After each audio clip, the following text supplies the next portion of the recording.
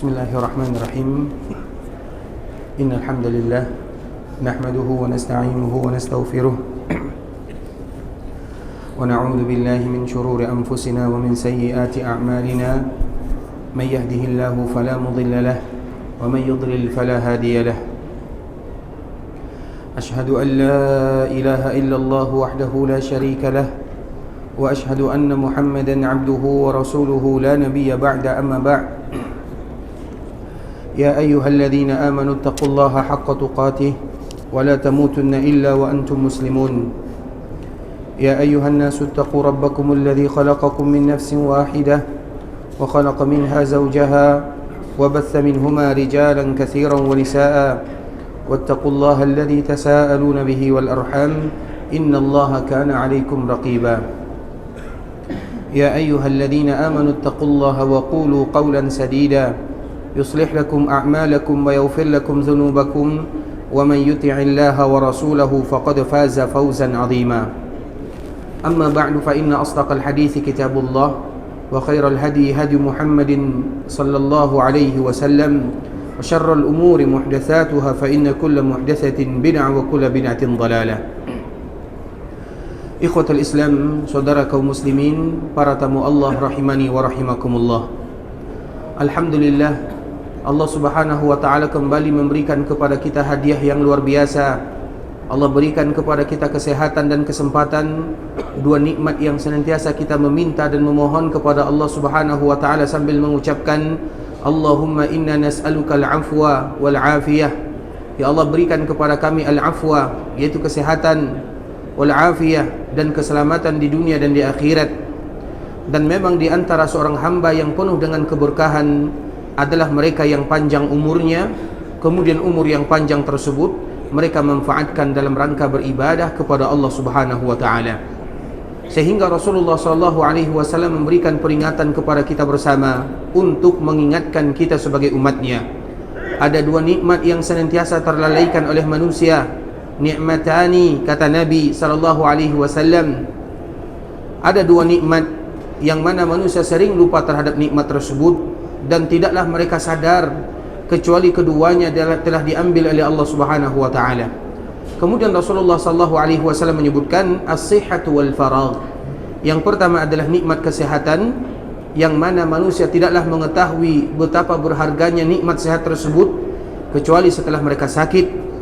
Dan yang kedua adalah al-faragh, waktu kesempatan yang Allah berikan kepada mereka dan baru mereka sadar ternyata mereka tidak lagi memiliki kesempatan kecuali setelah kesempatan tersebut diambil oleh Allah Subhanahu wa taala. Sehingga kedua nikmat yang terlalaikan oleh manusia tersebut, dikala Nabi sallallahu alaihi wasallam memberikan peringatan kepada kita bersama agar kita betul-betul memanfaatkannya di dalam rangka yang diridai oleh Allah Subhanahu wa taala. Dan salah satunya adalah kesempatan kita yang datang ke kota Madinah, di mana Allah Subhanahu wa taala berikan kepada kita kelapangan waktu, di mana Allah berikan kepada kita kesehatan sehingga kita manfaatkan dalam rangka hal-hal yang memberikan manfaat kepada dunia kita dan juga yang akan memberikan manfaat kepada akhirat kita. Kemudian salawat beriringkan salam semoga tetap tercurahkan berjunjungan alam Nabi kita yang mulia, uswah dan qudwah kita bersama, sallallahu alaihi wasallam. Rasulullah sallallahu alaihi wasallam adalah utusan Allah Subhanahu wa taala yang mana dinamakan dengan sebuah kalimat yang sangat indah, Muhammad sallallahu alaihi wasallam. Yang selalu kita jelaskan kenapa Rasulullah sallallahu alaihi wasallam diberi dengan kata-kata Muhammad. Dan di antara salah satu makna kalimat nama Nabi kita yang mulia sallallahu alaihi wasallam Muhammad diambil dari kata-kata hummid dengan nun atau dengan mim yang disyiddah. Maknanya betul-betul, karena apabila ada syiddah, dan syiddah itu artinya adalah penekanan. Apabila ada syiddah di dalam bahasa Arab, itu artinya adalah sebuah penekanan yang betul-betul dilakukan. Begitulah nama Nabi kita Muhammad sallallahu alaihi wasallam disebut dengan Muhammad. Maknanya apa? Allah Subhanahu wa taala betul-betul memberikan pujian kepada Nabi sallallahu alaihi wasallam. Dan semua manusia juga wajib memberikan kepada Nabi kita pujian yang sangat indah. Salah satunya adalah kita sebagai umat Nabi sallallahu alaihi wasallam. Allah Subhanahu wa taala, dikala Allah Subhanahu wa taala bersumpah di dalam kitab sucinya, bebas bagi Allah Subhanahu wa taala bersumpah dengan makhluknya. Dan kebanyakan Allah Subhanahu wa taala bersumpah, kita perhatikan, Allah bersumpah demi malam wal lail, Allah bersumpah dengan waktu duha wad duha, Allah bersumpah dengan matahari wasyamsi, Allah bersumpah demi waktu wal asri. Banyak kata-kata yang Allah Subhanahu wa taala tunjukkan di sana bagaimana Allah bersumpah dengan makhluknya.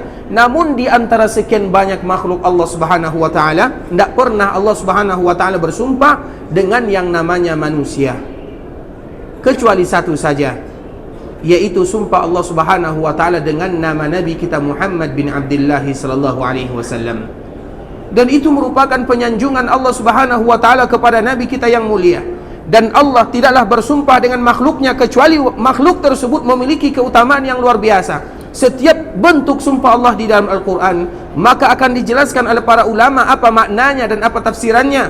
Salah satunya menunjukkan kepada kita pentingnya yang tadi dijadikan sumpah oleh Allah Subhanahu wa taala. Salah satunya siapa? Nabi kita yang mulia sallallahu alaihi wasallam. La'amruk, kata Allah Subhanahu wa taala, demi engkau wahai Muhammad sallallahu alaihi wasallam. Maknanya betul-betul Allah Subhanahu wa taala memberikan kedudukan yang luar biasa kepada baginda yang mulia sallallahu alaihi wasallam sesuai dengan namanya Muhammad. Allah betul-betul memberikan pujian kepada Nabi kita yang mulia sallallahu alaihi wasallam. Dan manusia juga memberikan pujian kepada Nabi kita yang mulia sallallahu alaihi wasallam, sehingga mereka yang tidak memuji Nabi sallallahu alaihi wasallam adalah mereka-mereka yang akan mendapatkan kerugian dan mereka-mereka yang akan mendapatkan kemalangan. Sehingga di antara kewajiban kita bersama untuk baginda yang mulia sallallahu alaihi wasallam sesuai dengan namanya. Karena dikala Nabi dilahirkan tidak pernah ada namanya Muhammad, namun tiba-tiba Nabi sallallahu alaihi wasallam disebut dengan Muhammad, betul-betul diberikan pujian. Lawan memuji Nabi, apalagi kawan Nabi sallallahu alaihi wasallam. Dan di antara salah satunya adalah kita sebagai umat Nabi yang mulia sallallahu alaihi wasallam senantiasa memberikan pujian dan sanjungan untuk bimbingan kita atau junjungan kita bersama Muhammad bin Abdullah sallallahu alaihi wasallam dengan mengucapkan Allahumma salli ala Muhammad wa ala ali Muhammad kama sallaita ala Ibrahim wa ala ali Ibrahim innaka Hamidum Majid. Allahumma barik ala Muhammad wa ala ali Muhammad kama barakta ala Ibrahim wa ala ali Ibrahim innaka Hamidum Majid. Di dalam riwayat yang lain, Allahumma salli ala Muhammad wa azwajihi wa dzurriyyatihi kama sallaita ala Ibrahim wa barik ala Muhammad wa azwajihi wa dzurriyyatihi kama barakta ala Ibrahim innaka Hamidum Majid. Dan itu merupakan di antara bentuk sanjungan kita bersama untuk baginda yang mulia sallallahu alaihi wasallam, dan juga sanjungan kita bersama untuk keluarga-keluarga Nabi sallallahu alaihi wasallam, terutama istri-istri Nabi dan juga keluarga Nabi dan keturunan Nabi sallallahu alaihi wasallam. Sehingga di antara bentuk lafaz salawat yang betul-betul Nabi ajarkan kepada kita bersama, Allahumma salli ala Muhammad wa azwajihi wa dzurriyyatihi. Ya Allah, berselawat, sampaikan selawat kami kepada Rasulullah sallallahu alaihi wasallam, juga kepada para istrinya dan juga kepada keturunan-keturunan Rasul kita yang mulia sallallahu alaihi wasallam. Ikhwatul Islam, saudara kaum muslimin, para tamu Allah rahimani wa rahimakumullah. Alhamdulillah, Allah Subhanahu wa taala kembali memberikan kepada kita kemudahan untuk bisa melanjutkan mengetahui apa pesan-pesan Nabi sallallahu alaihi wasallam kepada kita sebagai umatnya, terutama dikala Nabi sallallahu alaihi wasallam akan dipanggil oleh Allah Subhanahu wa taala. Di antara salah satu pesan Nabi sallallahu alaihi wasallam kepada kita bersama ikhwatul Islam, terutama 3 hari sebelum Nabi sallallahu alaihi wasallam meninggal. Berarti pesan ini merupakan pesan yang disampaikan oleh Nabi sallallahu alaihi wasallam di hari Sabtu. Karena Nabi sallallahu alaihi wasallam meninggal di hari Isnin atau di hari Senin. Dikala di hari Sabtu tersebut, sebagaimana yang disebutkan dan dinukilkan oleh Jabir bin Abdullah, salah seorang sahabat Nabi sallallahu alaihi wasallam yang memiliki andil luar biasa di dalam membela Nabi dan agama Nabi sallallahu alaihi wasallam, menyebutkan kepada kita bersama 3 hari sebelum Rasulullah sallallahu alaihi wasallam meninggal, di antara salah satu pesan Rasulullah sallallahu alaihi wasallam adalah sebuah kalimat, la yamutanna ahadukum illa wa huwa yuhsinul dhanna billah. Jangan ada di antara kalian yang meninggal kecuali mereka wajib berbaik sangka kepada Allah Subhanahu wa taala. Dan itu merupakan pesan dari Nabi kita yang mulia sallallahu alaihi wasallam, terkhusus kepada kita sebagai umatnya. Karena hari-hari yang sangat berat, terutama yang dilalui oleh manusia, adalah dikala mereka menghadapi sakarat, dan semua kita mau tidak mau pasti akan melewati fase tersebut. Tidak ada di antara manusia kecuali mereka akan menghadapi yang namanya sakarat. Bahkan Nabi kita sallallahu alaihi wasallam pun dia melewati yang namanya sakarat. Dan sakarat itu akan berbeda antara satu dengan yang lainnya. Dan di antara salah satu yang bisa membuat kita berbaik sangka kepada Allah Subhanahu wa taala, dikala kita dipanggil oleh Allah Subhanahu wa taala, tidak lain tidak bukan adalah amalan-amalan yang biasa kita lakukan selama kita diberikan kesempatan oleh Allah Subhanahu wa taala. Sehingga di antara salah satu yang disebutkan oleh Rasulullah sallallahu alaihi wasallam kepada ibunda kita Aisyah radhiyallahu taala anha, terutama dikala Nabi memaparkan akhir daripada kehidupan manusia, akan ada di antara hambanya mereka akan bangga berjumpa dengan Allah Subhanahu wa taala. Sehingga ibunda kita Aisyah bertanya kepada Nabi yang mulia sallallahu alaihi wasallam, "Ya Rasulullah, bagaimana pula seorang hamba mereka akan berjumpa atau bangga berjumpa dengan Allah Subhanahu wa taala, padahal mereka menghadapi hari-hari yang sangat genting, yaitu yang disebut dengan sakarat." Apa kata Rasulullah sallallahu alaihi wasallam? Di akhir kehidupan seseorang, maka Allah Subhanahu wa taala akan berikan kepada mereka kebahagiaan.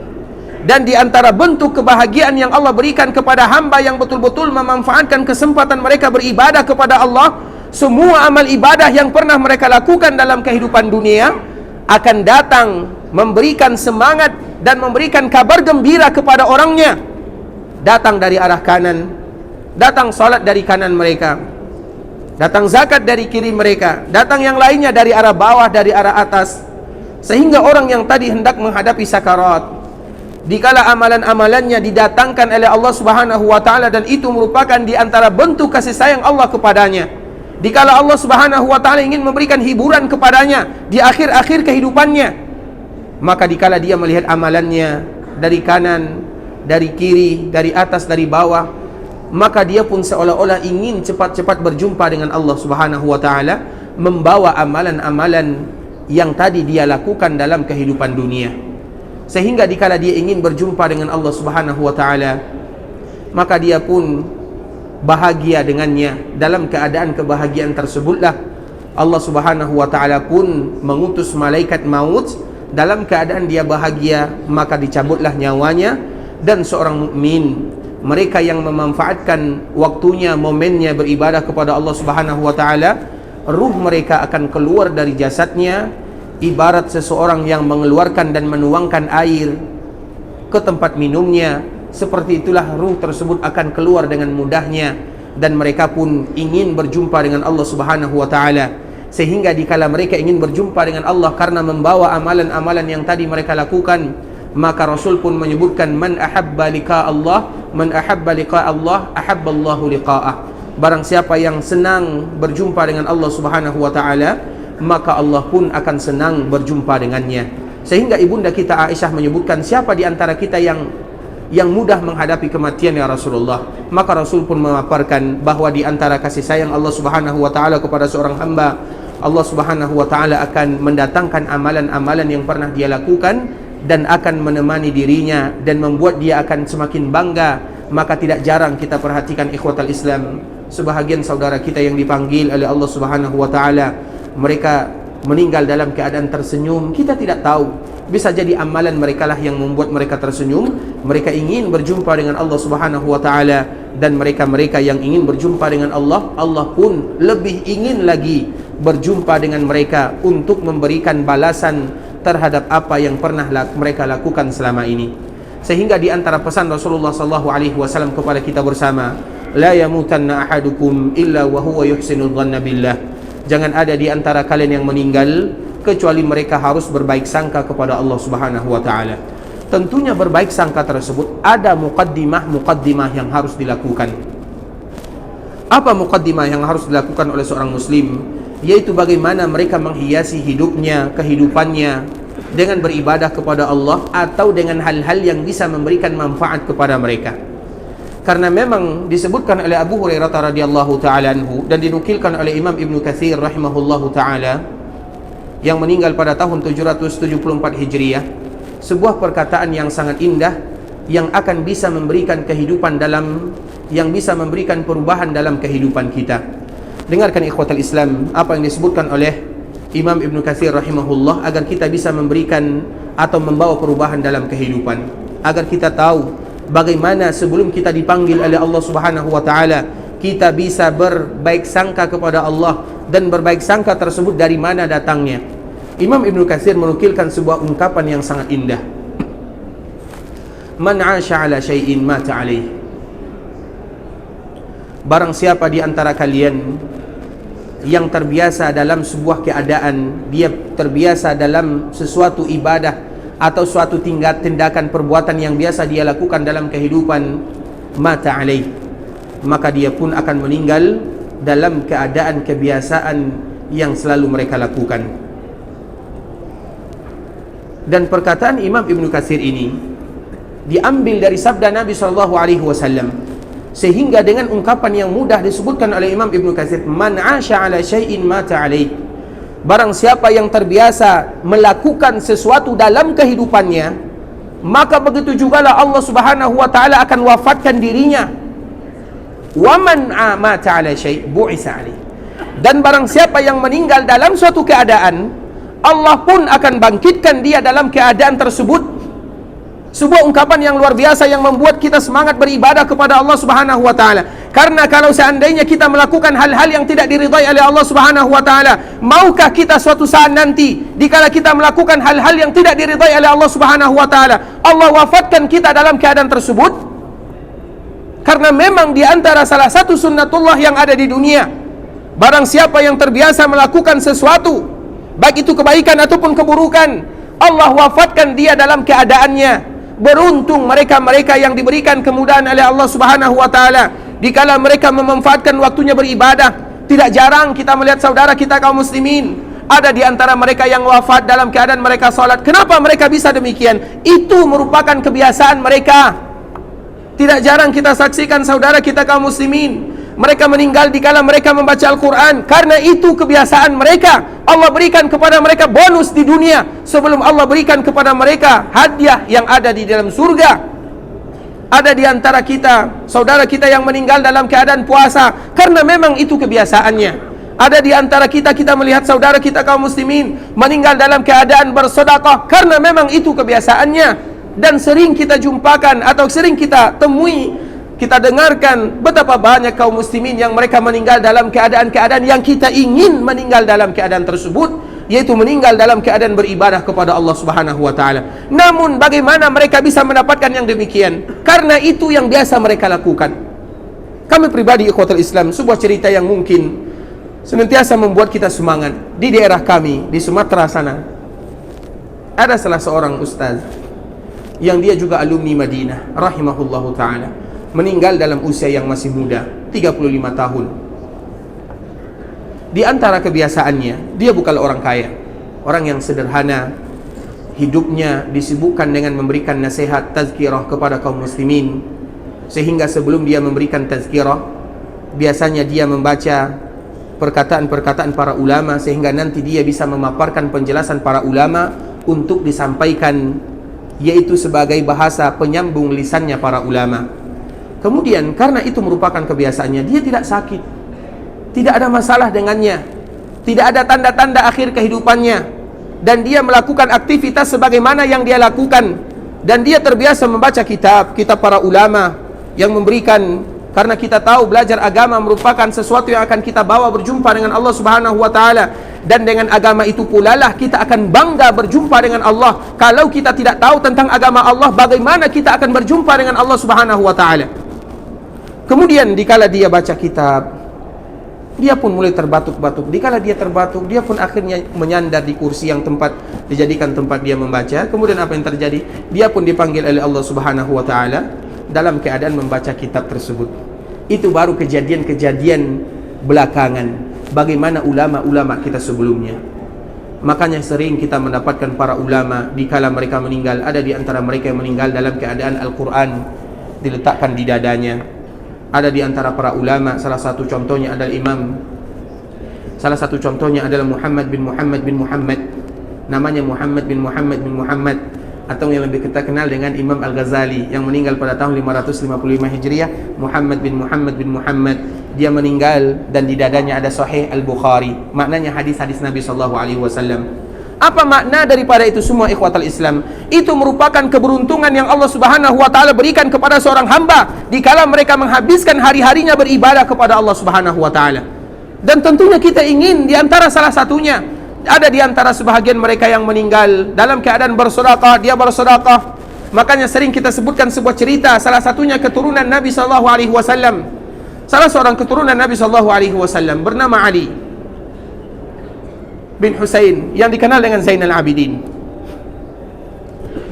Dia ini termasuk di antara salah seorang keluarga Nabi atau keturunan Nabi sallallahu alaihi wasallam yang senantiasa rajin melakukan ibadah.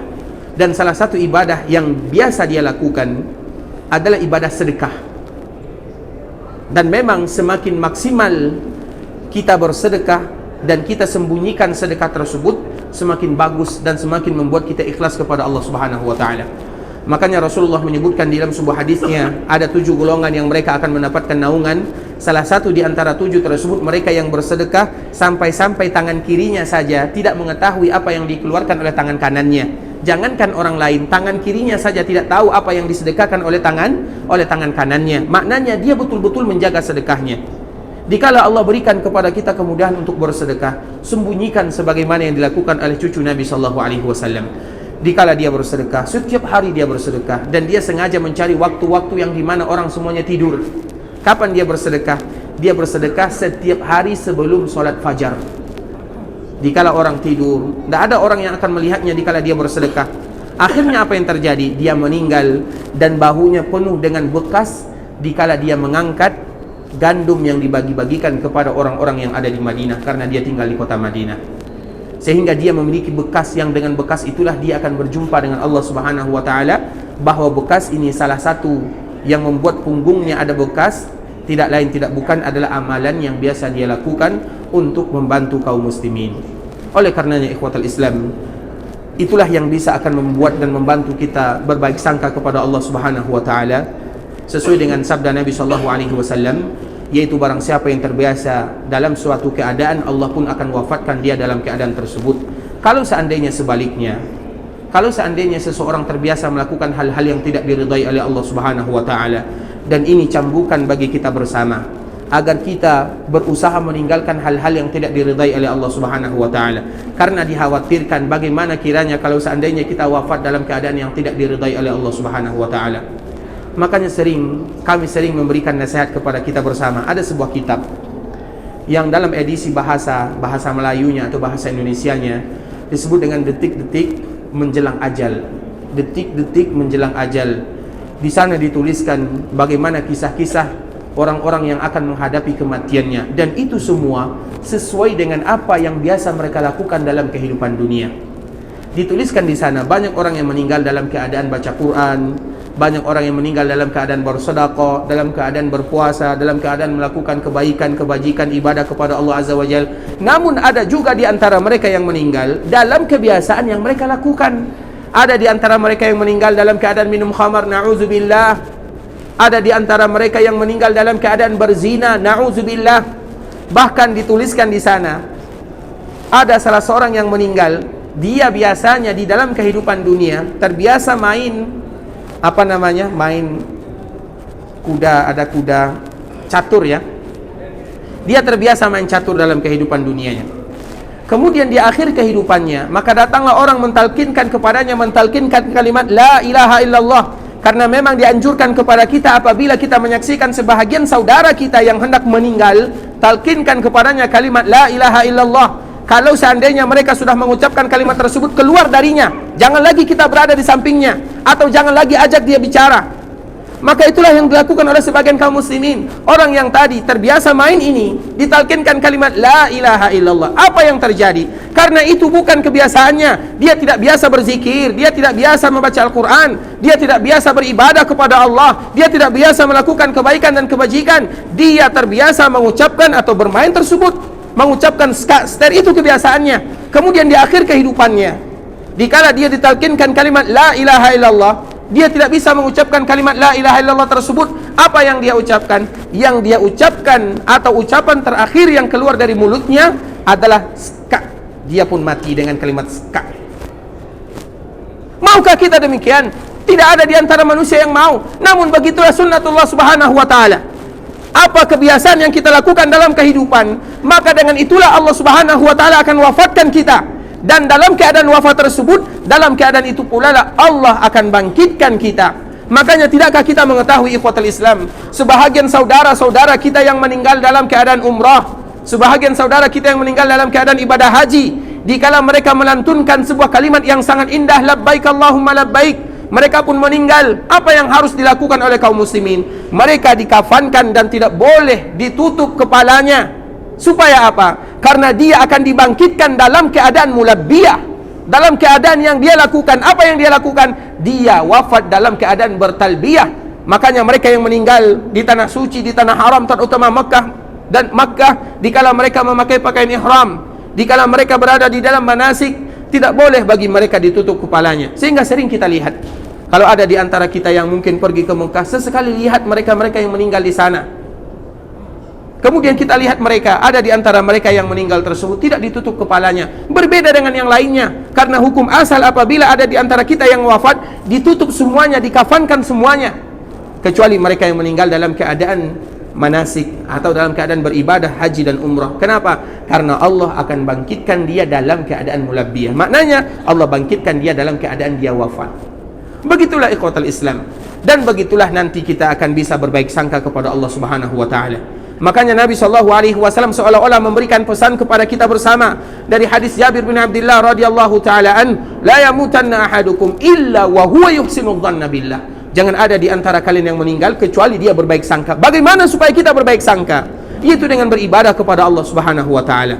Lakukan hal-hal yang bisa bermanfaat selama Allah berikan kepada kita kesempatan. Sebagaimana yang disebutkan oleh Imam Malik rahimahullahu taala, seorang imam yang lahir pada tahun 93 Hijriah, meninggal pada tahun 179 Hijriah. Sebuah ungkapan yang sangat indah. Rubba rajul, alangkah beruntungnya seseorang di antara kalian apabila Allah berikan kepadanya satu kebaikan saja.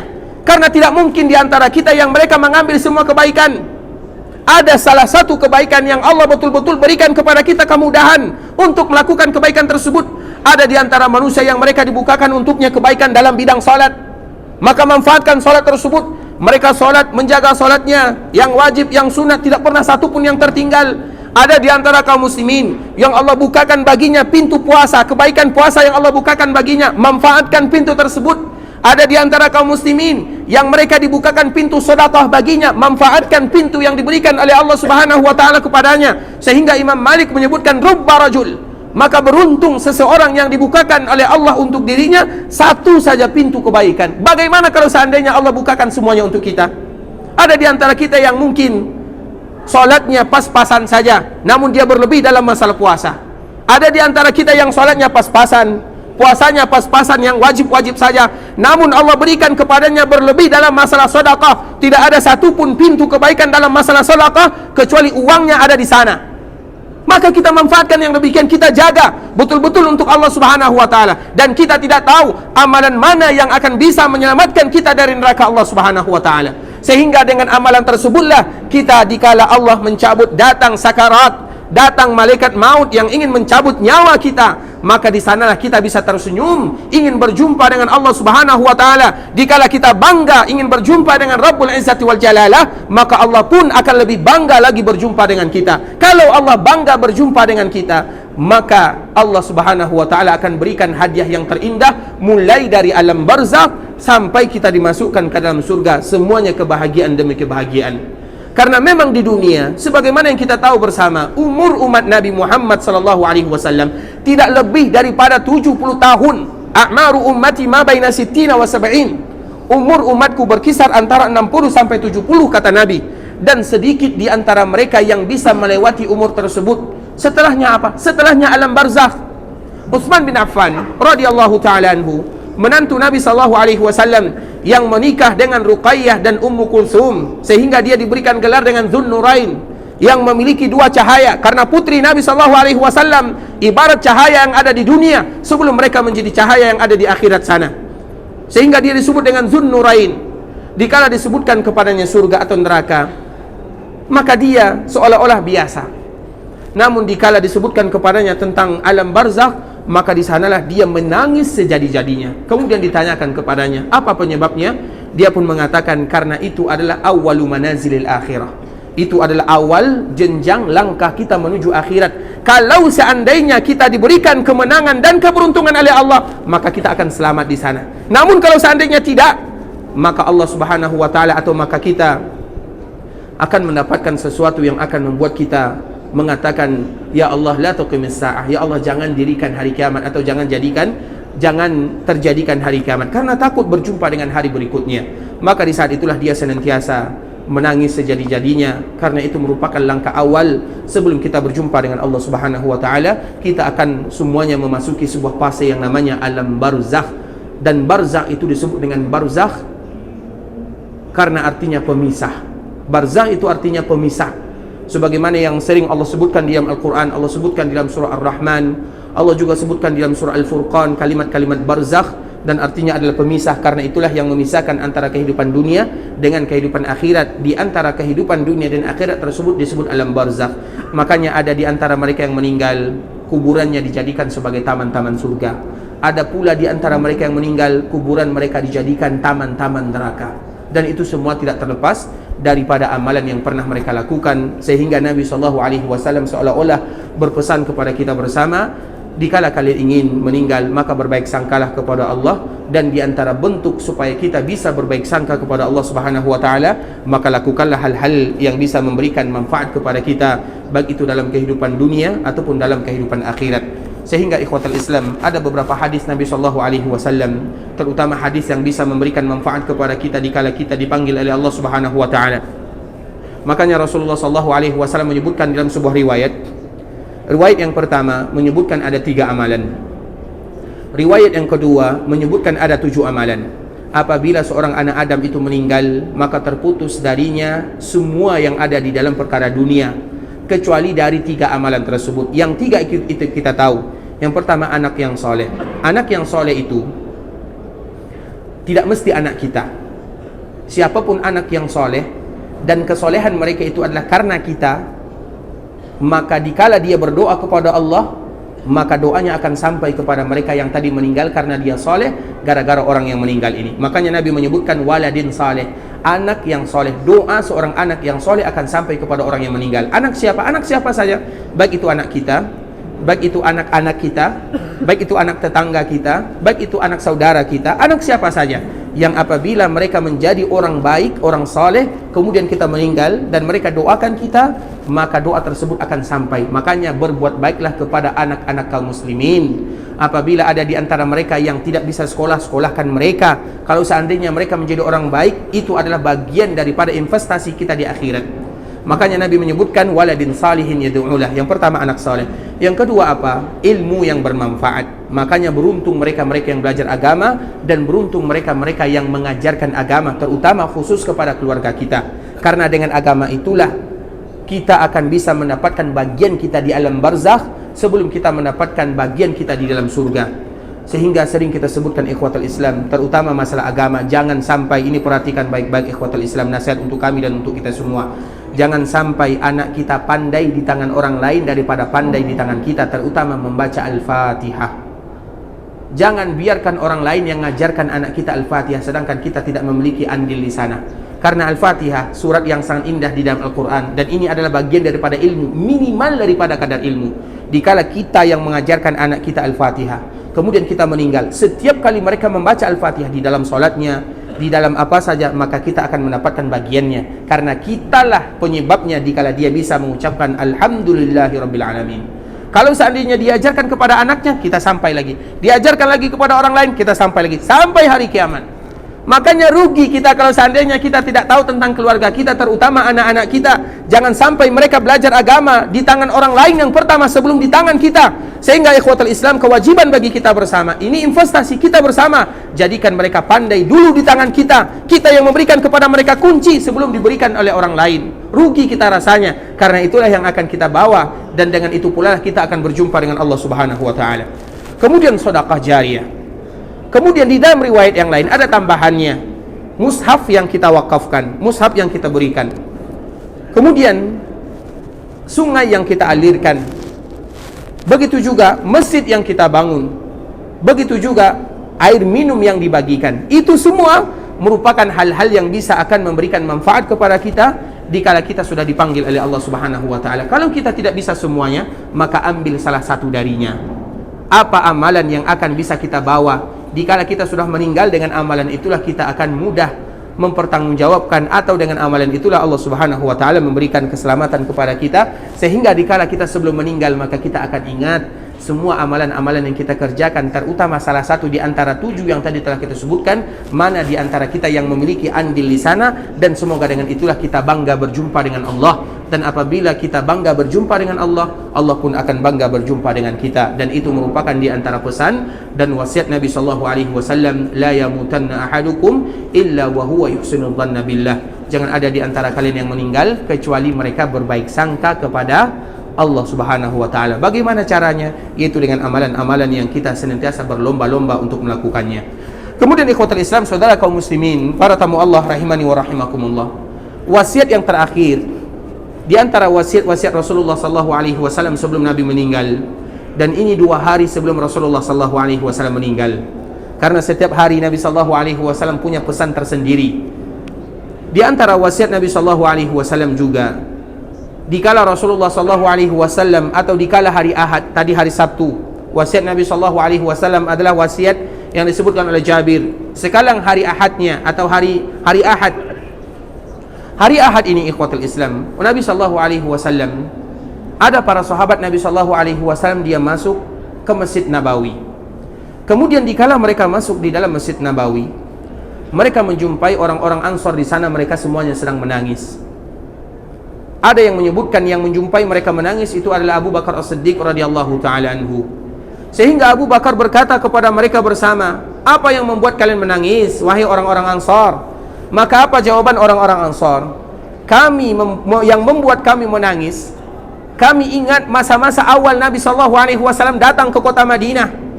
Bagaimana kami dulunya tidak tahu tentang agama, bagaimana dulu kaminya terpecah belah, bagaimana dulu kaminya saling menghujat satu dengan yang lainnya, tidak ada di antara kami yang akur. Kemudian dikala Nabi sallallahu alaihi wasallam hijrah ke kota Madinah, maka dengan Nabi sallallahu alaihi wasallam tersebut, setelah Allah Subhanahu wa taala, kami mendapatkan hidayah. Rasulullah sallallahu alaihi wasallam ajarkan kebaikan, dan Nabi sallallahu alaihi wasallam menjadikan kota Madinah awal daripada mengebakkan sayap dakwahnya. Bagaimana Nabi sallallahu alaihi wasallam menyebarkan dakwah mulai dari kota Madinah, dan kota Madinah merupakan manba'ul wahyi wal ilmi, tempat terpancarnya wahyu dan ilmu agama. Kemudian Nabi ajarkan kepada sahabat Ansar, Nabi keluarkan mereka minadh dhulumati ilan nur, dari kegelapan menuju cahaya-cahaya Allah Subhanahu wa taala. Mereka ingat itu semua. Sekarang mereka tidak lagi bisa bersua dan berjumpa dengan Nabi sallallahu alaihi wasallam, karena Nabi sallallahu alaihi wasallam sudah terbujur, sudah berbaring di rumah ibunda kita Aisyah radhiyallahu taala anha. Itulah yang membuat orang-orang Ansar menangis, sehingga Abu Bakar As-Siddiq radhiyallahu taala anhu, dikala dia masuk ke masjid menjumpai orang-orang Ansar, dan mereka melihat orang-orang Ansar menangis, dia pun ikut menangis bersama orang-orang Ansar. Kemudian setelah dia menangis, dia datang kepada Nabi sallallahu alaihi wasallam menyebutkan bagaimana keadaan orang-orang Ansar tersebut. Maka Nabi sallallahu alaihi wasallam langsung ingin keluar dari rumahnya. Coba bayangkan, kemarin kita menyebutkan ikhwatul Islam, hari yang paling berat dirasakan oleh Nabi sallallahu alaihi wasallam adalah akhir kehidupannya, 5 hari sebelum Nabi sallallahu alaihi wasallam meninggal. Mulai hari Kamis, Jumat, Sabtu, Ahad, Isnin, hari itu merupakan hari yang paling berat dirasakan oleh Nabi sallallahu alaihi wasallam, dan sakit Nabi 2 kali sakit yang kita rasakan. Kemudian 2 hari sebelum Nabi sallallahu alaihi wasallam meninggal, dikala dikabarkan kepadanya orang-orang Ansar yang sedang menangis di dalam Masjid Nabawi, dan Nabi sallallahu alaihi wasallam sedang terbaring di rumah ibunda kita Aisyah radhiyallahu taala anha. Apa kata Nabi sallallahu alaihi wasallam? Bawa aku ke dalam masjid. Padahal dalam keadaan yang Nabi sallallahu alaihi wasallam kita tahu, Nabi sallallahu alaihi wasallam betul-betul merasakan sakit yang luar biasa. Sering Nabi tidak sadarkan diri, sering Nabi sallallahu alaihi wasallam pingsan. Begitulah Nabi sallallahu alaihi wasallam dikala mendengarkan orang-orang Ansar menangis di dalam masjid, maka Nabi memerintahkan untuk membawa dirinya ke dalam masjid, dan ini merupakan khutbah terakhir Nabi sallallahu alaihi wasallam di dalam Masjid Nabawi. Setelah itu Nabi sallallahu alaihi wasallam tidak pernah lagi berkhutbah Sehingga kalau seandainya ada di antara kita yang bertanya, apa khutbah Nabi SAW yang terakhir? Inilah jawabannya. Khutbah Nabi SAW yang terakhir. Setelah itu Nabi SAW tidak pernah lagi berkhutbah di dalam masjidnya. Kemudian akhirnya dibawalah Nabi SAW, dan Nabi melilitkan pakaian tebal di badannya. Kemudian Nabi SAW dipapah oleh sahabat Al-Abbas dan juga Ali bin Abi Talib radhiyallahu ta'ala anhuma. Dia masuk ke dalam Masjid Nabawi. Kemudian orang-orang Ansar dan orang-orang Muhajirun dan juga sahabat-sahabat yang lainnya, mereka berkumpul di dalam Masjid Nabawi. Kemudian apa yang terjadi? Nabi SAW menyebutkan kekhususan bagaimana kita harus menjaga orang-orang Ansar. Usikum bil Ansar. Aku berikan wasiat kepada kalian untuk orang-orang Ansar, wahai umatku, wahai sahabat-sahabatku. Karena sebelumnya Nabi SAW menyebutkan, Nabi melihat orang-orang Ansar mulai sedikit, karena banyak di antara mereka yang gugur berjuang bersama Rasulullah SAW, sehingga jumlah mereka semakin sedikit. Maka Nabi SAW menyebutkan setelah Nabi memberikan muqaddimah, jikalau orang-orang Ansar mulai berkurang jumlahnya, maka apa pesan Nabi SAW kepada kita yang wajib kita jaga? Usikum bil Ansar. Aku berikan wasiat kepada kalian untuk jaga orang-orang Ansar. Kemudian apa kata Nabi SAW setelah banyak memberikan pemaparan? Rasulullah SAW menyebutkan, faqbalu min muhsinihim wa tajawazu min musiihim. Kalau seandainya ada di antara mereka yang melakukan kebaikan walaupun sedikit, maka terima kebaikan yang mereka lakukan. Kalau seandainya ada di antara mereka yang melakukan kesalahan, maafkan kesalahan mereka. Dan tentunya pesan ini dijaga oleh sahabat Nabi SAW, terutama mereka-mereka yang memimpin setelah Rasulullah SAW. Khulafa, bagaimana Khulafaur Rasyidun, Abu Bakar, Umar, Utsman dan Ali. Begitu juga pemimpin setelahnya, mulai dari Muawiyah, mulai dari Bani Umayyah, begitu juga Bani Abbasiyah. Mereka ingat pesan Nabi SAW, terutama untuk orang-orang yang ada di Madinah, terutama untuk orang-orang Ansar. Kita tahu ikhwatul Islam, bagaimana orang-orang Ansar dengan Nabi SAW. Sebuah perjuangan yang luar biasa antara Nabi SAW dengan sahabatnya orang-orang Ansar. Dan kita ingin menyebutkan sedikit bagaimana kelebihan yang disebutkan oleh Nabi terhadap orang-orang Ansar. Kenapa Nabi berpesan kepada kita bersama untuk menjaga mereka? Dan pesan itu 2 hari sebelum Nabi SAW meninggal. Karena kita tahu ikhwatul Islam, orang-orang Ansar adalah mereka yang diberikan pilihan oleh Allah Subhanahu wa taala agar nabinya hijrah ke daerah mereka. Dan tidaklah mereka disebut dengan Al-Ansar kecuali mereka pantas untuk menerima gelar tersebut. Sebuah gelar yang disebutkan oleh Allah Subhanahu wa taala di Al-Qur'an, was-sabiqunal awwaluna minal muhajirin wal ansar. Dan mereka-mereka yang pertama kali menolong Nabi sallallahu alaihi wasallam, yang pertama adalah orang Muhajirun dan yang kedua adalah orang-orang Ansar. Orang-orang Ansar kalau secara umum mereka berada di posisi kedua dari segi kemuliaan kalau dibandingkan mereka dengan orang-orang Muhajirun. Karena Muhajirun yang pertama dan Ansar yang kedua. Dan kita senantiasa menceritakan sebuah kisah yang sangat indah ikhwatul Islam, yaitu kisah yang terjadi di perang Hunain.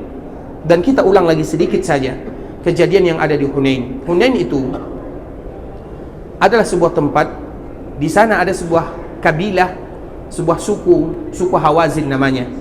Dan Hunain itu tidak jauh dari Mekah. Ada sebuah tempat yang disebut dengan Hunain. Dan kejadian Hunain ini adalah kejadian yang terjadi setelah Fathu Mekah. Siapa yang masih ingat kapan Fathu Mekah? Tahun ke-7, tahun ke-5, tahun ke-6? Tahun ke-5, silakan Pak. Tahun ke-8 ya Pak ya, Masya Allah. Tahun ke-5 ya Pak ya, Masya Allah. Barakallahu fiik, Allah jika khair. Silakan Masya Allah, barakallahu fiik, Allah jika barakallahu fiik. Silakan, Masya Allah, barakallahu fiik, Allah jika. Barakallahu fiik, Allah jika khair. Tahun Fathu Mekah terjadi pada tahun ke-8 Hijriah. Ingat baik-baik ya. Fathu Mekah terjadi pada tahun ke-8 Hijriah. Disebut dengan Fathu Mekah, yaitu bagaimana Allah Subhanahu wa taala memberikan kemenangan yang luar biasa kepada kaum muslimin, sehingga Allah sebutkan ada sebuah surat yang bernama Suratul Fatah. Inna fatahna laka fatham mubina. Kami berikan kepadamu kemenangan yang betul-betul nyata. Apa makna kemenangan yang nyata? Karena dikala Nabi SAW datang ke kota Mekah, dan orang-orang yang ada di Mekah mereka semuanya di bawah Nabi SAW, dan mereka masuk ke dalam agama Islam, betul-betul itu merupakan kemenangan yang luar biasa. Singkat cerita ikhwatul Islam, setelah Fathu Mekah terjadi perang Hunain yang Nabi memiliki jumlah yang banyak, datang Ansar, datang Muhajirun dan sahabat-sahabat yang baru saja masuk Islam, yang mana pada akhirnya Allah Subhanahu wa taala berikan kemenangan kepada Rasulullah sallallahu alaihi wasallam. Kemudian dikala Nabi mendapatkan kemenangan bersama para sahabatnya, di perang Hunain ini terjadi beberapa kejanggalan yang tidak terbiasa terjadi di peperangan yang lainnya. Perang Hunain adalah perang yang mana jumlah kaum muslimin banyak sekali. Jarang jumlah kaum muslimin banyak kecuali di perang Hunain. Dari Madinah saja Nabi berangkat dengan 14.000 pasukan ketika pergi ke Mekah. Kemudian 14.000 ini ikut lagi bersama Nabi ke Hunain. Belum lagi orang-orang Mekah yang mereka masuk ke dalam agama Islam, mereka ikut lagi bersama Nabi SAW. Sehingga dikala terjadi perang Hunain, ada sebahagian mereka, terutama mereka yang baru saja masuk ke dalam agama Islam, mereka mengungkapkan sebuah kalimat yang mana kalimat itu merupakan kalimat yang tidak diridhai oleh Allah Subhanahu wa taala. Namun mereka tergiur dengan jumlah mereka yang banyak, saking banyaknya jumlah kaum muslimin. Biasanya peperangan yang terjadi jumlah kaum muslimin sedikit, tapi perang Hunain jumlah kaum muslimin banyak sekali. Dari Madinah, dari Mekah, yang mana Mekah sudah berada di bawah kendali Nabi SAW. Sehingga mereka menyebutkan, ada di antara mereka yang menyebutkan, lan naghlibal yaum, hari ini kita tidak akan lagi terkalahkan. Kalau seandainya jumlah kita sedikit kita menang, bagaimana kalau seandainya jumlah kita banyak? Sehingga keluar kata-kata tersebut, dan kata-kata itu adalah kata-kata yang tidak diridhai oleh Allah Subhanahu wa taala. Karena yang memberikan kemenangan bukan jumlah kita. Yang memberikan kemenangan adalah karena iman dan takwa, kemudian karena izin Allah Subhanahu wa taala. Kam min fiatin qalilatin ghalabat fiatan katsiratan biiznillah. Betapa banyak jumlah yang kecil mulai dari zaman dahulu kala, mulai zaman para nabi dan para rasul sebelum nabi kita yang mulia sallallahu alaihi wasallam. Dan ayat yang Allah sebutkan ini adalah ayat yang berbicara tentang Jalut dan Talut, mertuanya Nabi Daud alaihi salam. Apa kata Allah Subhanahu wa taala? Kam min fi'atin qalilatin, betapa banyak jumlah yang sedikit mereka bisa mengalahkan jumlah yang banyak. Semuanya apa? Karena Allah Subhanahu wa taala. Sehingga dikala ada sahabat yang mengatakan lan naghlibal yaum, hari ini kita tidak akan terkalahkan, maka dengan ucapan inilah, padahal yang mengucapkan satu atau dua orang saja, namun semuanya kena dampaknya. Maka itulah gunanya kita saling memberikan nasihat satu yang lainnya. Jangan ada di antara kita yang mengatakan yang melakukan maksiat kan dia, bukan kita. Iya, dia yang melakukan maksiat, namun kalau seandainya apabila Allah turunkan azab, semua kena. Makanya itulah gunanya amar ma'ruf nahi mungkar. Apabila ada saudara kita melakukan perzinahan, kenapa kita harus larang mereka? Iya, dia yang berzina, iya, dia yang minum khamar, iya, dia yang melakukan kemaksiatan. Namun kalau seandainya Allah berikan pelajaran, maka semuanya akan dapat. Contohnya apa yang terjadi di perang Hunain? Gara-gara sebuah kalimat, lan naghlibal yaum. Apa yang terjadi? Allah Subhanahu wa taala menurunkan ayatnya, laqad nasarakumullahu fi mawatin katsira wa yauma hunainin idza ajabatkum kasratukum. Ingatlah kalian di mana Allah Subhanahu wa taala berikan pertolongan kepada kalian di tempat yang sangat banyak. Salah satu pertolongan Allah tersebut dikala terjadi perang Hunain. Apa yang terjadi di sana? Iz a'jabatkum kasratukum, dikala kalian sudah mulai menganggap dan sudah mulai merasakan dengan jumlah yang banyak, kalian takjub, kalian merasa bangga dengan jumlah tersebut. Iz a'jabatkum kasratukum. Kemudian apa kata Allah? Falam tughni ankum minallahi syai'a. Yang mana itu tidak memberikan manfaat sedikit pun di sisi Allah Subhanahu wa taala. Bukan jumlah yang memberikan kepada kita kemenangan, namun izin Allah Subhanahu wa taala. Sehingga apa yang terjadi? Dengan jumlah ribuan, puluhan ribu kaum muslimin, dikala mereka berjalan dari Mekah menuju Hunain, dan Hunain itu adalah tempat yang banyak bukit di sana. Ternyata orang-orang yang ada di Hunain, orang-orang Hawazin dan Thaqif, itu semuanya adalah ahli di dalam memanah. Mereka sembunyi di balik bukit-bukit yang ada di sana. Kemudian dikala kaum muslimin melakukan perjalanan, mereka pun dihujani dengan anak panah. Dikala mereka dihujani, semuanya melindungi dirinya. Mereka lari, meninggalkan Nabi SAW. Siapa yang tersisa bersama Nabi? Ada yang menyebutkan tersisa bersama Nabi itu hanya 10. Begitulah Nabi SAW dan sahabat Abu Bakar, Umar, Ali, sahabat yang betul-betul iman mereka kuat membela Nabi SAW. Walaupun semuanya, namun ini adalah ujian dari Allah Subhanahu wa taala. Akhirnya Nabi SAW memanggil, aku adalah Muhammad, aku adalah Nabi kalian. Kemudian akhirnya mereka pun datang membela Nabi SAW.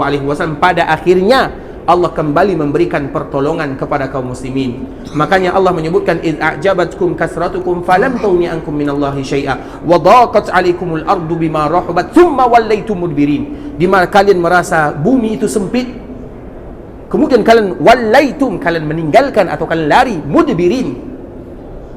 Mudbirin itu artinya meninggalkan Nabi sallallahu alaihi wasallam atau lari ke belakang. Kemudian Allah menyebutkan dalam ayat berikutnya, dan ayat ini berada dalam surah Taubah, "Tsumma anzalallahu sakinatahu." Kemudian setelahnya Allah turunkan ketenangan, kenyamanan kepada Nabi dan kepada orang-orang mukmin. Akhirnya mereka kembali bersama Nabi sallallahu alaihi wasallam, dan setelahnya Allah kembalikan atau Allah berikan kepada mereka kemenangan. Kemudian setelah mereka menang, mereka mendapatkan harta rampasan yang begitu banyak. Kemudian keanehan yang kedua, agar kita tahu bagaimana Nabi sallallahu alaihi wasallam dan orang-orang Ansar. Kemudian dikala Nabi sallallahu alaihi wasallam ingin membagikan harta rampasan, pembagiannya juga beda dengan peperangan-peperangan yang lainnya. Dikala Nabi ingin membagikan harta rampasan, tidak seperti biasa. Karena biasanya Nabi membagikan harta rampasan bagi mereka yang berjalan kaki, 1 bagian, bagi mereka yang berkuda, 3 bagian. Begitulah biasa Nabi sallallahu alaihi wasallam memberikan bagian kepada orang-orang yang ikut berjuang bersama Nabi. Untuk mereka yang tidak ada kendaraan, itu 1 bagian. Untuk mereka yang memiliki kendaraan seperti kuda, itu 3 bagian. 1 untuknya, 2 bagian untuk kudanya. Karena perawatannya butuh perawatan. Maka Nabi SAW memberikan bagian tersebut. Namun dikala terjadi perang Hunain, Nabi tidak memberikan orang-orang Ansar sedikit pun dari bagian daripada harta rampasan tersebut. Sehingga wajar dikala Nabi SAW memberikan orang-orang Mekah. Padahal orang Mekah itu baru saja masuk Islam. Abu Sufyan yang baru saja masuk Islam diberikan 100 ekor unta, 100. Dan kita tahu unta itu adalah harta yang luar biasa, terutama bagi orang-orang Arab. Bahkan sampai sekarang ada unta, dan unta itu banyak derajatnya, banyak tingkatannya. Bahkan ada unta itu yang harganya hampir 1 juta, 1 juta real maksudnya. Berarti berapa harganya itu, saking mewahnya unta tersebut. Dan kami pernah diperlihatkan oleh teman kami sendiri, betul-betul unta yang luar biasa. Intinya diberikan kepadanya 100 ekor unta. Siapa yang tidak cemburu kepada Abu Sufyan? Baru saja dia masuk Islam, tahu-tahunya dapat 100 ekor unta. Ikrimah juga. Ikrimah itu siapa? Anaknya Abu Jahal. Abu Jahal itu siapa? Amr bin Hakam, yang disebut dengan Abul Hakam. Abul Hakam disebut dengan Abul Hakam karena dia pintar. Namun dia tidak mau menerima dakwah Nabi sallallahu alaihi wasallam, maka dia akhirnya jadi Abu Jahal. Anaknya bernama Ikrimah. Sampai Fathu Makkah, satu-satunya perlawanan yang terjadi kepada Nabi sallallahu alaihi wasallam adalah dari jalur Ikrimah. Karena dikala Nabi sallallahu alaihi wasallam masuk ke kota Makkah, Nabi memerintahkan sahabatnya untuk mengepung Makkah dari semua arah. Dan dari setiap arah tersebut tidak ada yang dilakukan perlawanan kecuali dari 1 pintu. Yang mana pintu tersebut dipimpin oleh Khalid ibn Walid. Kita tahu sahabat Nabi sallallahu alaihi wasallam Khalid. Kemudian terjadi perlawanan di sana. Siapa yang memerintahkan untuk melakukan perlawanan? Ikrimah. Sehingga akhirnya dikala kalah dan tidak mungkin lagi dia melawannya. Dia lari, dan dia ingin lari pergi ke Habasyah. Dia sudah naik ke atas kapalnya, sudah menyewanya. Kemudian datang sahabatnya, "Tidak usah kamu lari, kamu tidak akan bisa lari kemana. Datanglah kepada Nabi. Kalau seandainya kamu datang kepada Nabi, Nabi pasti memaafkan kamu." Kata teman tersebut kepada Ikrimah. Yang mana pada akhirnya Ikrimah pun datang kepada Nabi SAW, menunjukkan keislamannya dan menunjukkan penyesalannya, sehingga dia membuktikan di antara bentuk pembuktian keislamannya, dia termasuk akhir kehidupan pada Ikrimah itu adalah dia berbaiat bersama 100 orang yang dulu mereka memerangi Nabi SAW. Mereka mengatakan, dulu kita memerangi Nabi, sekarang kita berbaiat untuk mati demi membela agama Nabi SAW. Akhirnya dia pun syahadat dan betul-betul menunjukkan keislamannya yang indah. Nah, dikala baru saja Ikrimah masuk Islam, diberikan 100 ekor unta. Baru saja masuk Islam, 100 ekor unta untuknya. Sedangkan untuk orang-orang Madinah tidak ada. Sehingga wajar dikala mereka bertanya, kenapa Nabi SAW memberikan untuk mereka-mereka saja yang dari Mekah, padahal mereka baru saja masuk Islam, dan kita sudah lama bersama Nabi SAW tidak diberikan bagian oleh Nabi. Walaupun kita tahu mereka tidak menginginkan dunia, namun ketika harta rampasan itu ada, maka wajar dikala mereka bertanya, karena itu bonus dari Allah Subhanahu wa taala di dunia. Sehingga mereka yang berjihad, tujuan mereka adalah untuk meninggikan kalimat Allah Subhanahu wa taala. Kemudian dikala Allah berikan kepada mereka kemenangan, Allah berikan kepada mereka harta rampasan. Dan di antara salah satu kelebihan umat Nabi Muhammad sallallahu alaihi wasallam yang dilebihkan oleh Allah terhadap umat-umat yang lainnya, Allah halalkan kepada mereka harta rampasan, boleh dibagikan kepada mereka yang ikut berjuang. Sedangkan umat yang sebelumnya, kalau seandainya mereka berjuang, kemudian mereka mendapatkan harta rampasan sebanyak apa saja, maka harta rampasan tersebut dikumpulkan. Kemudian dikala dikumpulkan, maka akan datang api yang membakar semuanya. Tidak ada satupun di antara mereka yang mendapatkan bagian. Bukankah itu merupakan kasih sayang Allah terhadap kita sebagai umat Nabi yang mulia sallallahu alaihi wasallam?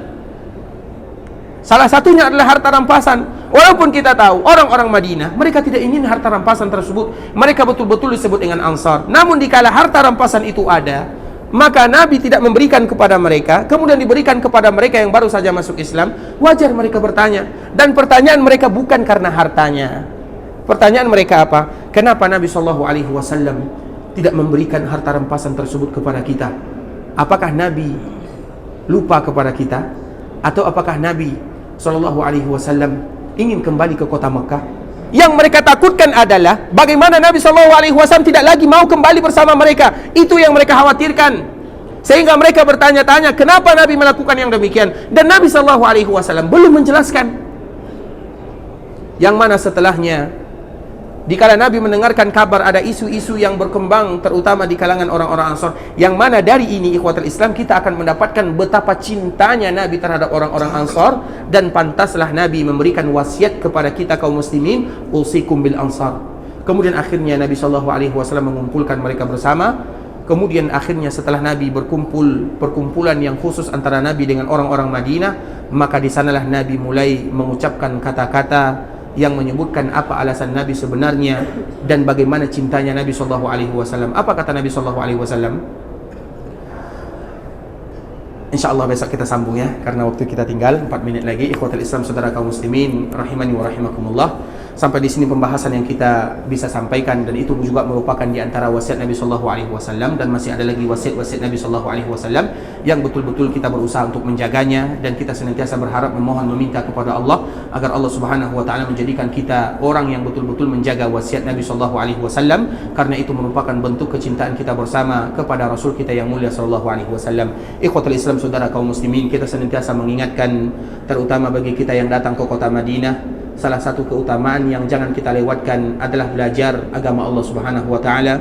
Walaupun hanya beberapa menit saja kita belajar tentang hadis Nabi, tentang ayat-ayat Allah Subhanahu wa taala, maka ingatlah itu merupakan keutamaan yang tidak dimiliki oleh masjid mana saja kecuali Masjid Madinah, yang Nabi menyebutkan barang siapa yang datang ke dalamnya belajar agama Allah Subhanahu wa taala, maka dia ibarat orang yang sedang berjihad di jalan Allah Subhanahu wa taala. Dan semoga kita termasuk di antara mereka yang mendapatkan pahala jihad tersebut.